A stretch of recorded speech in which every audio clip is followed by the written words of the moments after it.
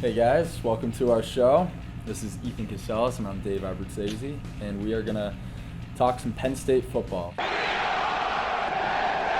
Wow, I don't know if I've ever been in Beaver Stadium for quite an environment like that. I mean, I've been to some big games. I was at the 2005 Ohio State game, got a chance to go down on the field afterwards. I mean, the press box was shaking. That was pretty unreal to be able to be a part of that.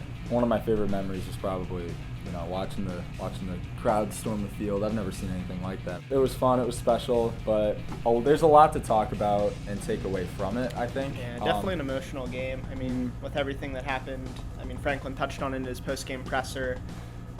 It was just pretty incredible to get a win like that after everything that's happened.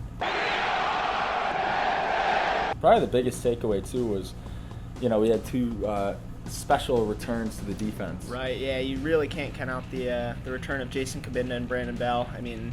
42 tackles out of the starting linebackers is just unreal against a team like Ohio State.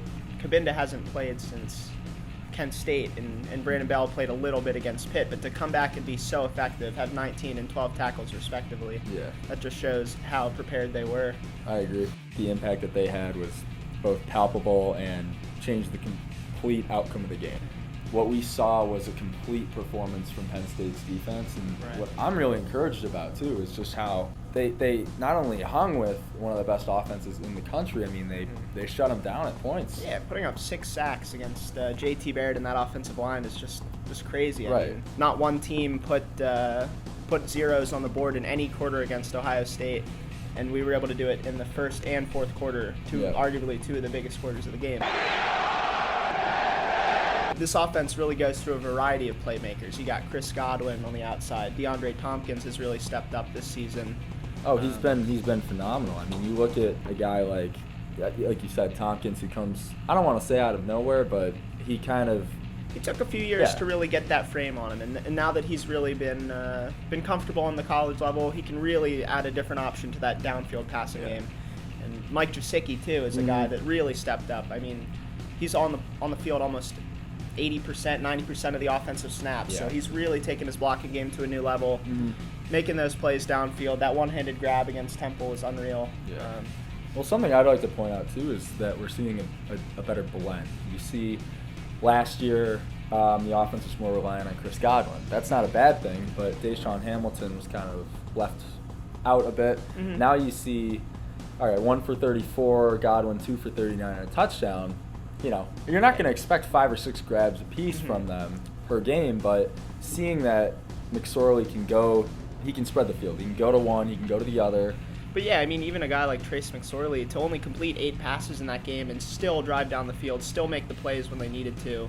And like you said, not play a perfect game, obviously. There was a lot of aspects, especially on special teams early, when there were some really rough things. But, you look at Blake Gillikin being able to recover that fumble in the end zone for a safety rather than giving up 6 points. That was huge.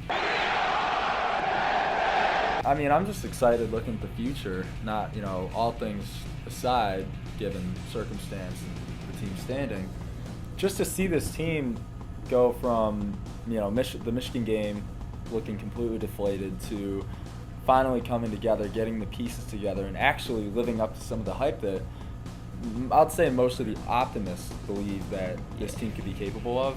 We're finally seeing a culmination of a lot of things, and I'm excited. I'm excited to see what this team could do this year. Kabinda said it after the game. He said, everyone counted them out 5 years ago. To think that they would be on top of the college football world just 7 games into 2016. That's a little way beyond what anyone thought would be possible. I don't think there was anyone in their right mind who thought Penn State was going to pull that off. No. And to really see it all come together and see the crowd, everyone on the field, just having the time of their lives, that's what it's really all about.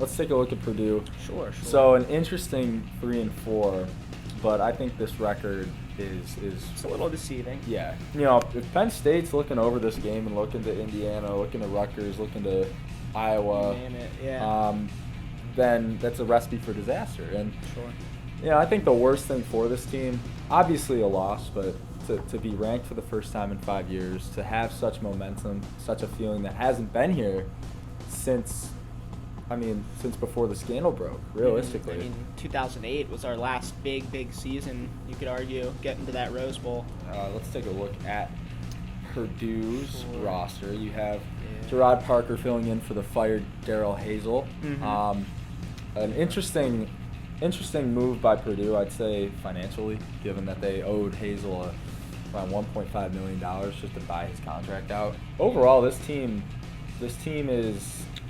They have playmakers. They definitely have playmakers. On offense, it all goes through the quarterback, David Blau. Not anything that's going to set your world on fire. 14 TDs, 11 interceptions.